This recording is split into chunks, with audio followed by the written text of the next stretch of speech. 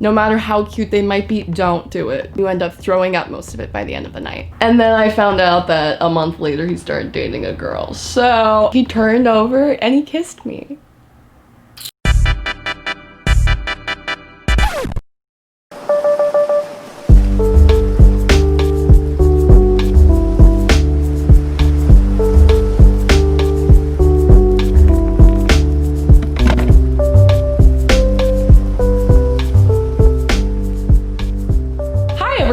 Welcome to a girl talk type video. So I know I'm calling this a girl talk video, but of course everyone and anyone is welcome here. So I'm excited for this video. It's gonna be really chill.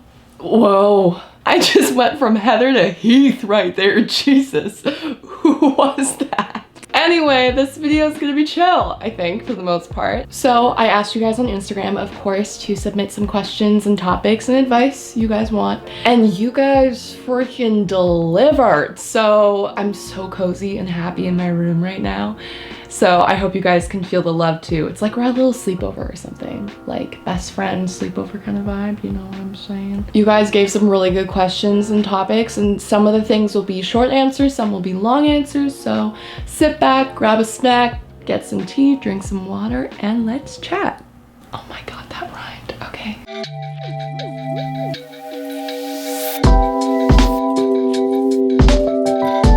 Is it sad that I'm a senior in high school and have never had a boyfriend? No. No, it is not. Because otherwise that would mean that it was sad that I went through all of high school without having a boyfriend. It all depends on circumstance. It depends on what you're comfortable with. It depends on the people you know in your life. If there is nobody that you think is kissable, then you don't gotta kiss them. Period. Don't let a friend of yours say, well, you're the only one left, so you should kiss someone tonight at this party. No! If someone said that to you, they're not a good friend, okay? I didn't have my first kiss till I was 15 or 16, I'm pretty sure. And look, I turned out fine. Main tips for high school parties. I feel like this will apply for high school and for college parties. Most of the time we'll probably have alcohol there. I am not promoting underage drinking. I'm just being a little bit realistic that it does happen. So if you find yourself in that type of situation, I'm gonna give you some tips. Make sure you've eaten food before going to the party. You don't want to show up to a party hungry because, honey, if you drink on an empty stomach, you end up throwing up most of it by the end of the night. Number 2, make sure your phone is fully charged and you have a planned out way of getting to the party and getting from the party without any drinking or driving.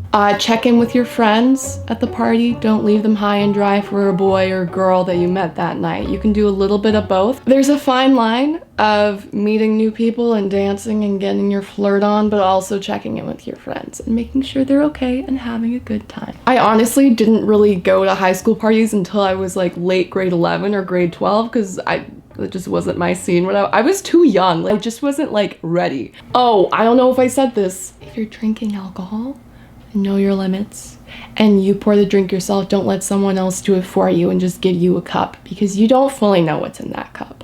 You should always know what you are having. This applies for high school or college. I feel like there's a lot of pressure to meet some sort of expectation of what's normal. But if you don't feel comfortable with that, you do not have to do it. Anyone who is pressuring you to do things, like a guy or a girl you might be interested in, if they're not respecting your boundaries, they are not worth your time. They are trash people, because what else will they not respect? No matter how cute they might be, don't do it, because there are going to be so many more cute people in this world who will respect you. So, and that's on period. Speaking of periods, I don't have an exciting first period story, but what I do have is an embarrassing one, and it involves my current boyfriend, Ben. So pretty much it was our second time hanging out ever. Weren't official, still like haven't kissed yet, still very nervous. I was nervous. I don't know about Ben, but I was so nervous. And he's in my room. That sounds so bad, but I just wanted to show him the view from my room. Anyway, we're sitting on my bed, which is actually the same comforter as this. Nice, pure white. I'm sure you can know where this is going. Sitting side by side at the edge of my bed talking, and I stand up to show him the view from my window. I turn back around, and right beside him where I was sitting, I see a nice little thing of blood. I bled through my tampon, my leggings, and was now less than a foot away from the guy I was talking to. I casually put a pillow on top and keep on the conversation like nothing happened, but he told me about 6 months later that he did, in fact, see the blood that night, but he did not say anything. God bless his soul, because I was so embarrassed. I remember though, when I was younger, I was really nervous to get my period because I feel like my brothers would make fun of me or would tease me, or what would my mom say? But honestly, first of all, if you have siblings like brothers who are making fun of you for it, honey, it's 2020, come on, if it weren't for periods, you wouldn't be born. It's such a normal thing, so try not to be nervous about getting it. Also, tampons, they should never hurt. If they hurt, then yeet it out and try again. I hate that I just said yeet for pulling out a tampon, but here we are. So I saw a lot of questions about self-love and how to be confident or how to deal with insecurities and stuff. My main advice is fake it till you make it, baby. The mind is such a powerful thing. It's way more powerful than we actually realize. So if we're always focusing on the negative things about ourselves, that's all we're gonna look at. This is what I'm working on right now too, is training my mind. Anytime I think a negative thought about myself, I just swat it away, like a little fly swatter. And then instead think something positive about yourself. It's like you're manifesting a good mindset about yourself. And I just want to say, this is something I too am working on. There are some days where I feel so confident, like yes, like a boss ass bitch. And there are other days where I'm just not feeling it. So I'm just here to let you know, everyone's got something going on. This is actually the perfect transition for the next question. I never feel pretty and I'm always comparing myself to those around me. You're not alone. You are not alone, sister. Once again, if you find yourself starting to compare yourself to other people, you gotta zap the thought out of your head. That's like the main thing to take away. Just the fly swatter, just zap those thoughts away. Especially online, it looks like people have their whole life together, and I'm guilty of showing that sometimes. But honey, for example, do you see how nice my room looks? There is a heaping pile of clothing right off camera. I'm not lying. Like, oh, honey child.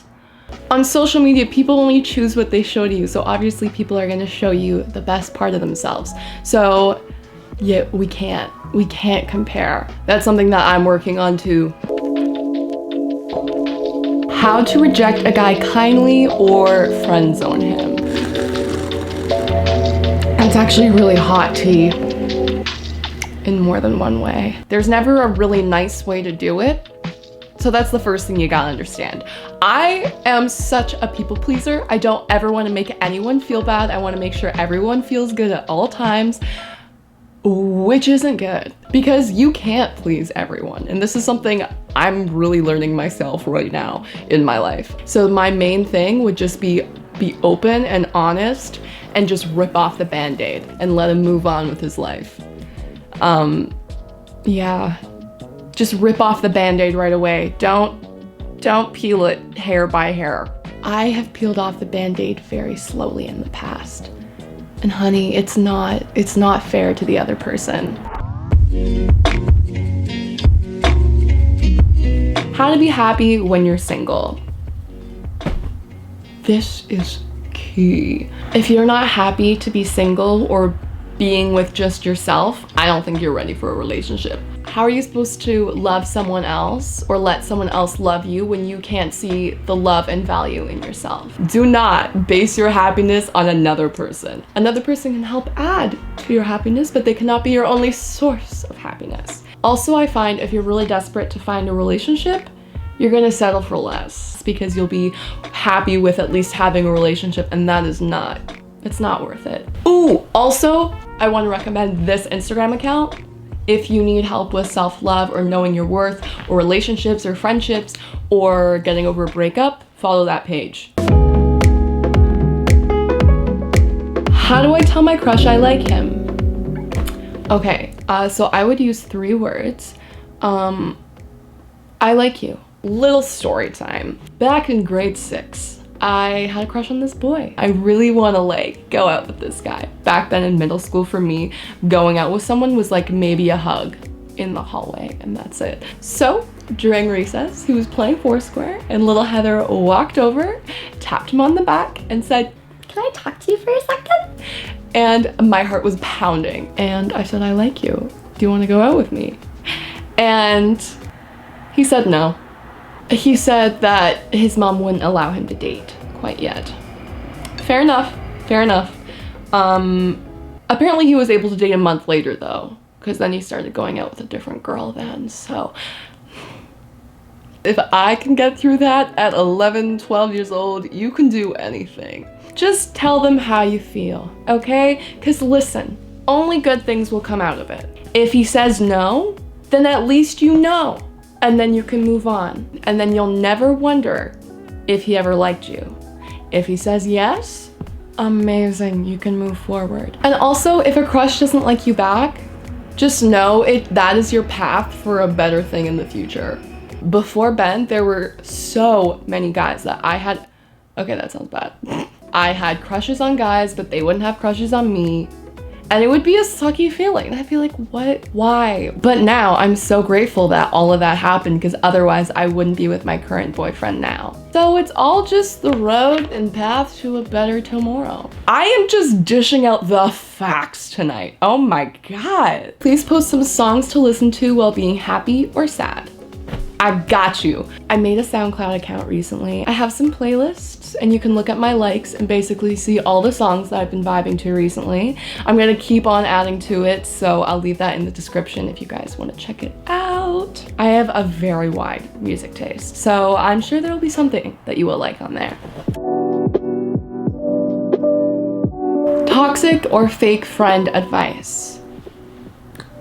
Honey, toxic friends are your split ends. Cut them off. You will feel so much healthier and you will grow so much more without them. Most of the time, it's hard to realize that you're in a toxic friendship or relationship when you're in it. It's only if you take a step out of it is when you actually see what's going on. My advice for this type of thing is to flip the situation. Think of your situation and imagine that your best friend or your friend is telling you that. What advice would you give them? Whatever advice you would give to them, give that advice to yourself.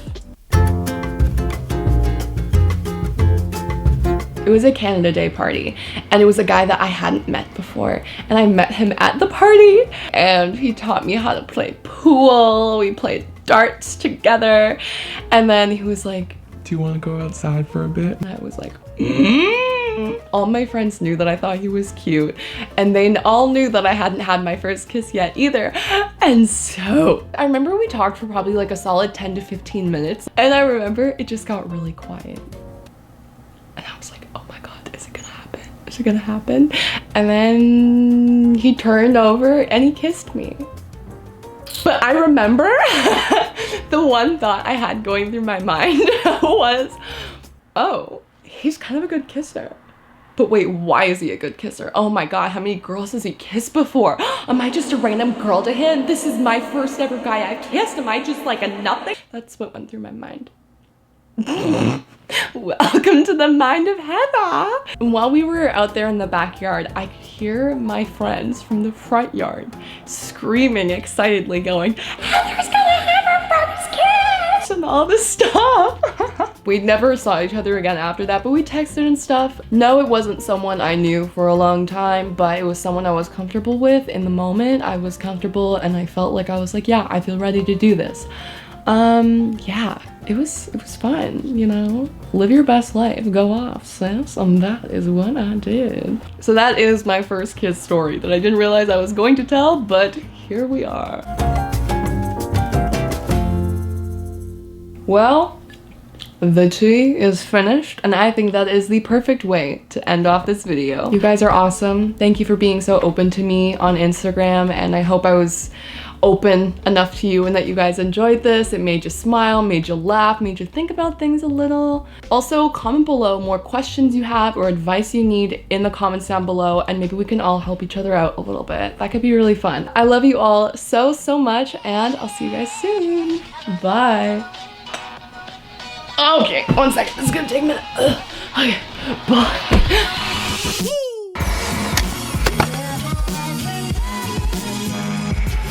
Oh my god. Oh my god, I think I just talked for an hour. Okay, bye.